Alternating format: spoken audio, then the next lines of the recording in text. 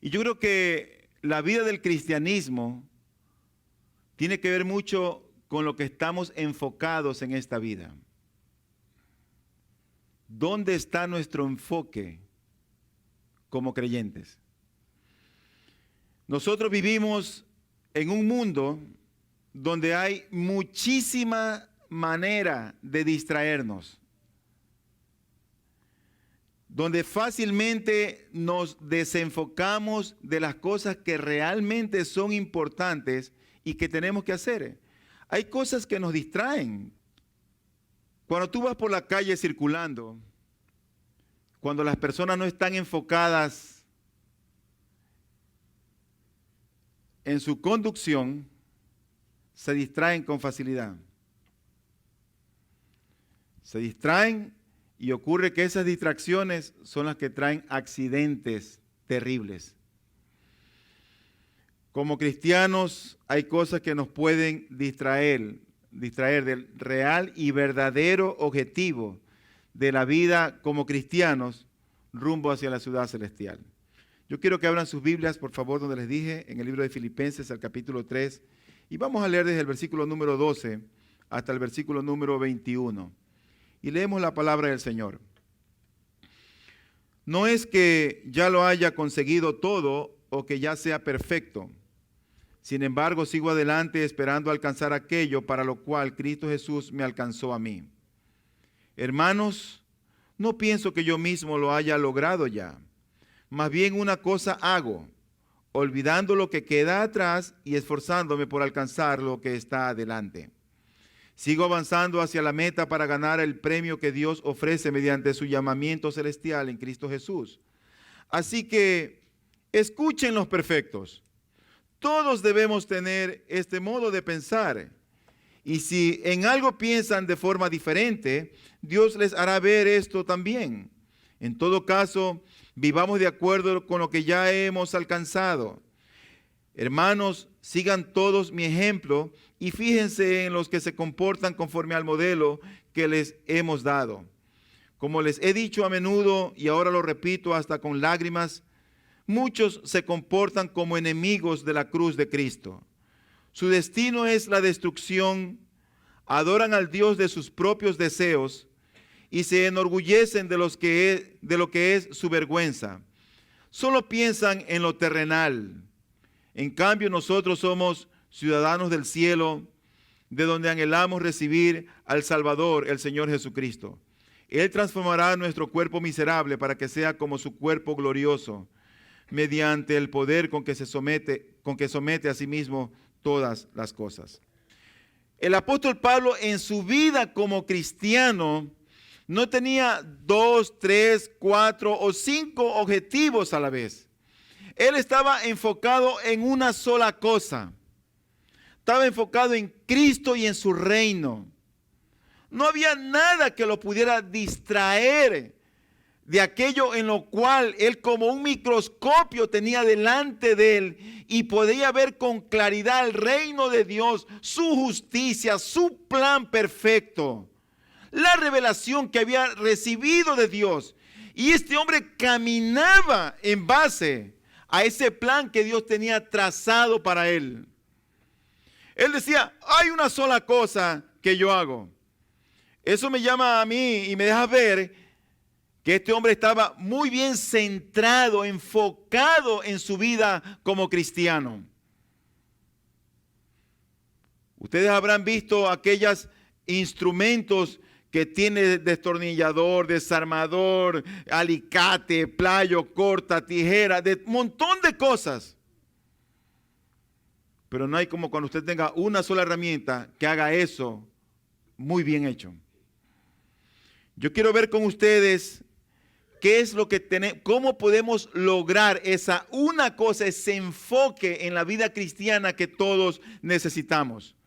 ¿Cómo podemos enfocarnos en el reino de Dios? ¿Cómo podemos enfocarnos en esa sola cosa que era el enfoque del apóstol Pablo?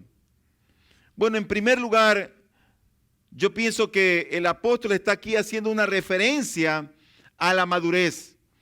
Él estaba enfocado en el crecimiento como cristiano, en su madurez como creyente. Y yo me pregunto, ¿cuántas veces o cuántos años tenemos nosotros en el Evangelio? Y parece ser que algunos no han crecido.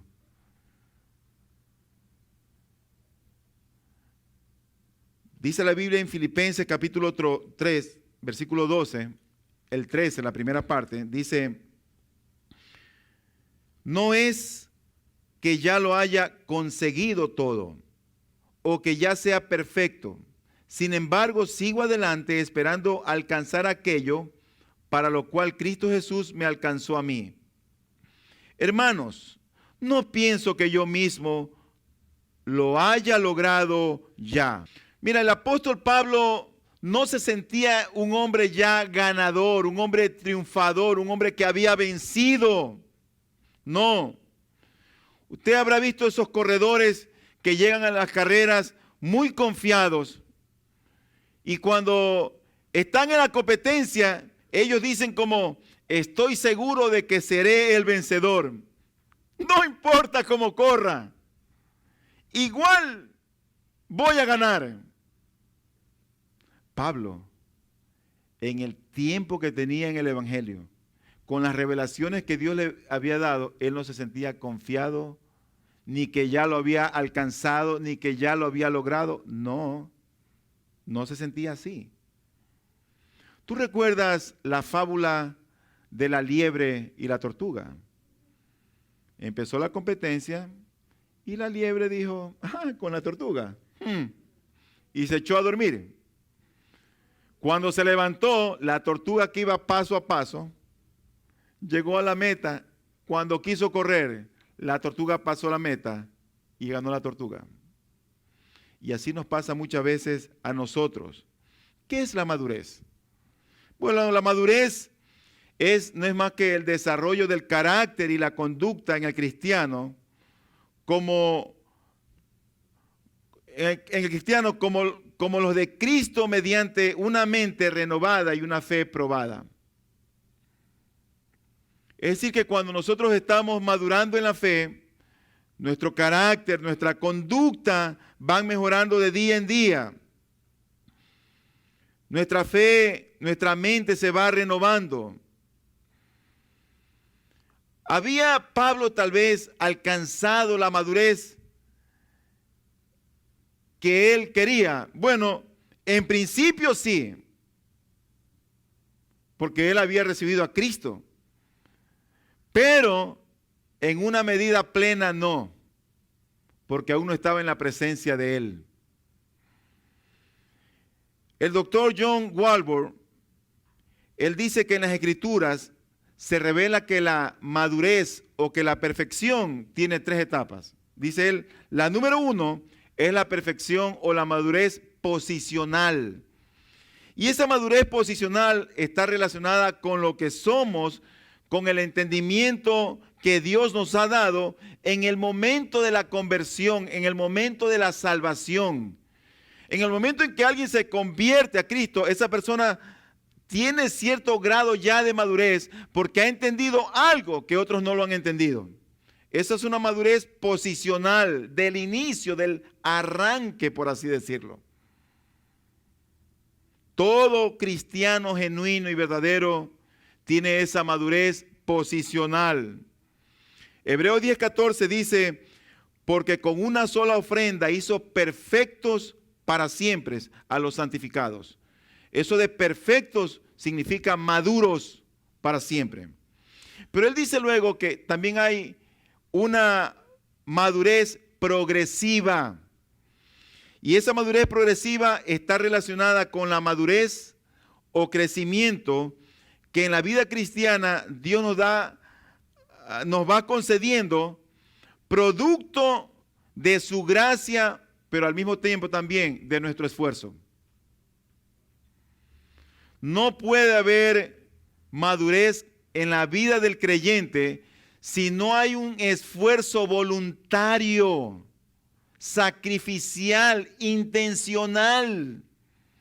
Si alguien quiere llegar a la madurez cristiana, pues va a tener que leer la Biblia, va a tener que invertir tiempo, va a tener que tener comentarios, leer diccionarios, asistir a los cultos, hacer preguntas. hacer análisis, ver ciertas palabras. Si no, no puede haber madurez. No puede haber madurez, no podría haber madurez. Y Dios ha provisto para la iglesia ciertas herramientas, ciertos dones ministeriales para que su pueblo pueda crecer y madurar. Por ejemplo, en el libro de Efesios 4:12 dice, a fin de perfeccionar a los santos, a fin de que estos santos, en otras palabras, maduren, crezcan. Esa es la madurez progresiva. Pero dice el doctor Walvoord que hay una madurez o una perfección también definitiva. Esa se llevará a cabo en la eternidad. El libro de Efesios 5:27 dice, para presentársela a sí mismo como una iglesia radiante, sin mancha ni arruga, ni ninguna otra imperfección, sino santa e intachable. Por eso es que, queridos hermanos, esa madurez tiene que ver con nuestro tiempo devocional. Tiene que ver con nuestro tiempo de lectura de las Escrituras, el estudio, la oración, el exponernos a la palabra del Señor. Te hago una pregunta. En los años que tienes, ¿cuántas veces has leído toda la Biblia? Si tienes 5 años en el Evangelio, por lo menos deberías haberla leído 5 años. Si tienes 20 años en el Evangelio, deberías haberla leído 20 veces toda la Biblia. ¿Cuántas veces hemos leído las Escrituras de una manera intencional? Pero muchas veces la causa de nuestra inmadurez como cristianos es la falta de lectura de las Escrituras. ¿Tú quieres madurar, mi hermano? Hermana, ¿quieres crecer? Lee la Biblia, escudriñala. Que tus tiempos devocionales no sean interrumpidos por nada que te pueda distraer. Agarra tu microscopio y céntrate en las Escrituras. Céntrate en la Biblia. ¿Cómo está nuestro tiempo de oración? ¿O cómo están aquellos pecados con los que trabajamos y cómo está nuestra mortificación sobre ellos? Ni tú ni yo hemos logrado. Estamos rumbo a la ciudad celestial. El segundo punto que quiero compartir con ustedes acerca de cómo estar enfocado en esto que el apóstol Pablo nos menciona es podernos enfocar en el futuro. Mira, para enfocarnos en lo que está adelante o para enfocarnos en el futuro, primero el apóstol Pablo se pone aquí como un atleta que está corriendo en un estadio, sea en el de Éfeso, en el de Atenas o en el de Roma. Y dice él como atleta, dice, yo no miro lo que queda atrás. El apóstol Pablo en ese enfoque del futuro, ¿sabe lo que hizo? Olvidó lo que tenía atrás. Y hay muchos de nosotros que en este correr como cristianos, a veces nos recordamos las cosas pasadas, todas las dificultades, todas las situaciones difíciles del pasado son un estorbo para el presente. Y dice el apóstol Pablo en este texto que él se olvidó lo que tenía atrás. ¿Cuántas veces, querido hermano y amigo, la gente es perturbada, se distrae por las cosas del pasado? Son cosas que los frustran, que los atormentan, que los amargan, que cuando recuerdan eso del pasado, se transforman. ¿Cuántas veces el Señor Jesucristo, hablando de la mujer de Lot, dijo él, acuérdense de la mujer de Lot? El Señor en su providencia rescata a Lot y a su mujer. Y la indicación es, salgan, huyan y nadie mire atrás. Y esta mujer hizo todo lo contrario. Volvió a ver atrás, como anhelando lo que estaba dejando. Y ahí mismo vino el juicio divino y se convirtió en una estatua de sal. Y a veces hay cosas que nosotros estamos recordando y nos desenfocan del futuro. Filipenses capítulo 3, versículo 13, dice lo siguiente. Más bien una cosa hago, olvidando lo que queda atrás y esforzándome por alcanzar lo que está delante. Sigo avanzando hacia la meta para ganar el premio que Dios ofrece mediante su llamamiento celestial en Cristo Jesús. Así que escuchen los perfectos. Eso quiere decir los completos. Todos debemos tener este modo de pensar. Y si en algo piensan de forma diferente, Dios les hará ver esto también. En todo caso, vivamos de acuerdo con lo que ya hemos alcanzado. ¿Cuál era el enfoque del futuro en la vida del apóstol Pablo? Él tenía una meta. Y su meta era estar con Cristo por la eternidad. A veces hay tantas cosas, mis hermanos, que nos distraen. ¿Qué te está distrayendo del poder disfrutar esa vida abundante que Cristo nos ofrece? ¿Qué nos distrae? Mi tercer punto tiene que ver con el estar enfocado en ejemplos piadosos. Dice el libro de Proverbios, el capítulo 10, versículo 30. Pasé por el campo del perezoso, por la viña del falto de juicio. Había espinas por todas partes, la hierba cubría el terreno y el lindero de piedras estaba en ruinas. Guardé en mi corazón lo observado y de lo visto saqué una lección. Aquí nos narra la Escritura que este hombre pasa por dos clases de terrenos. Dice la Biblia que el uno era un campo y el otro era una viña.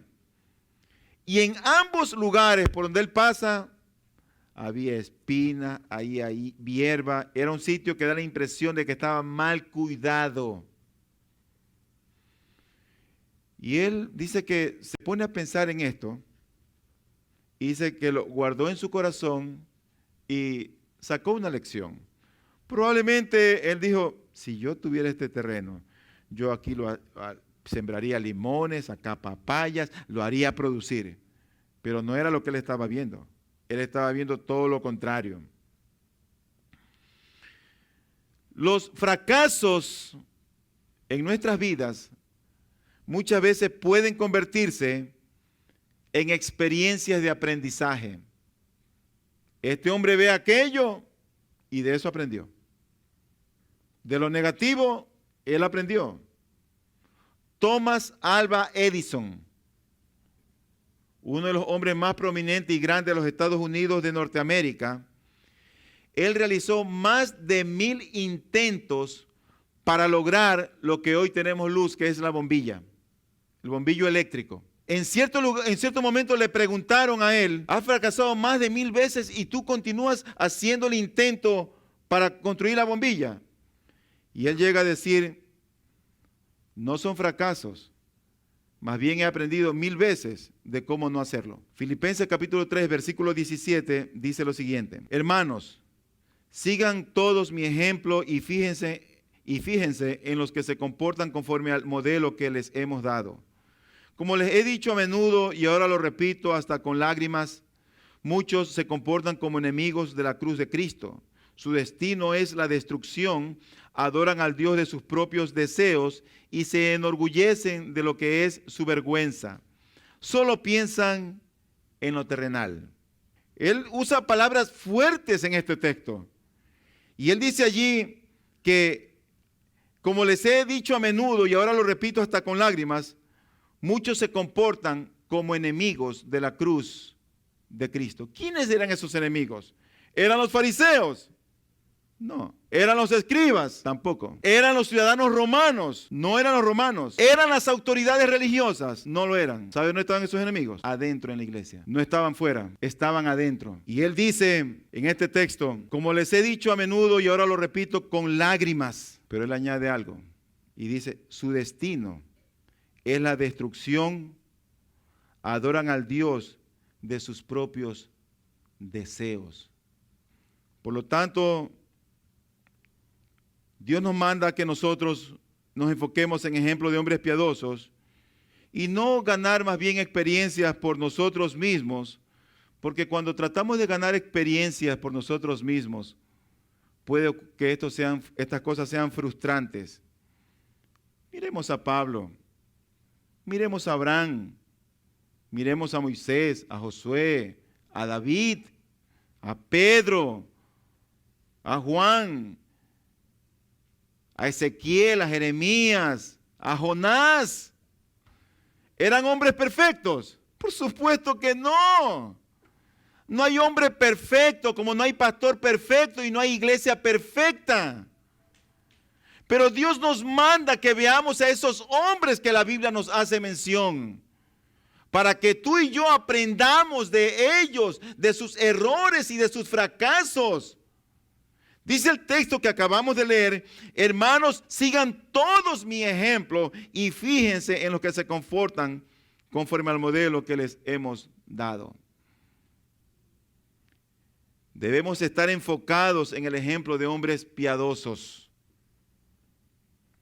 Y lo último que quiero compartir con ustedes es que debemos estar enfocados en el reino de los cielos. Versículo 20 y 21 de Filipenses 3. Dice allí: en cambio, nosotros somos ciudadanos del cielo, de donde anhelamos recibir al Salvador, el Señor Jesucristo.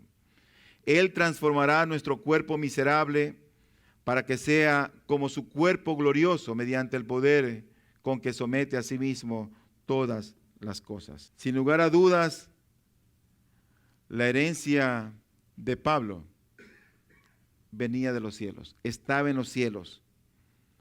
De los cielos, él estaba esperando al Salvador. Su esperanza estaba, por supuesto, en el Dios de los cielos. Su oración se elevaba hasta los cielos.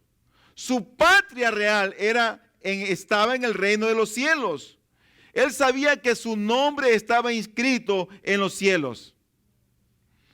Y estos hermanos filipenses, aunque vivían en Filipos, no deberían de considerar a Roma como su patria, sino que ellos tenían que poner su mirada en las cosas de arriba. Hoy a veces estamos como tan inestables por el gobierno, por el presidente, por la política, que si hay inversión, que si no hay inversión, que si hay liquidez, que si no hay liquidez, que si hay recesión, que si no hay recesión, que si el negocio funciona, que si no funciona. Hermano, el mundo puede estar en recesión, mi Dios nunca estará en recesión. Y hay muchas cosas que nos desenfocan de la realidad de nuestra vida como cristianos. Muchas cosas. Pablo decía: pero una cosa hago. Así que mi conclusión final es que tú agarres tu microscopio, lo desempolves y te empieces a enfocar en el crecimiento por tu madurez. Te empieces a enfocar en el futuro. Te empieces a enfocar en ver a hombres piadosos y te empieces a enfocar en el reino de los cielos.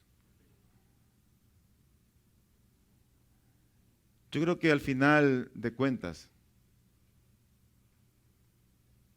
tú ganarás. Esto no es para el vecino, no es para el que no vino. Tú ganarás. Si eres fiel, si recibes su palabra con humildad y con mansedumbre. Que Dios nos ayude a ser personas que estamos siempre enfocados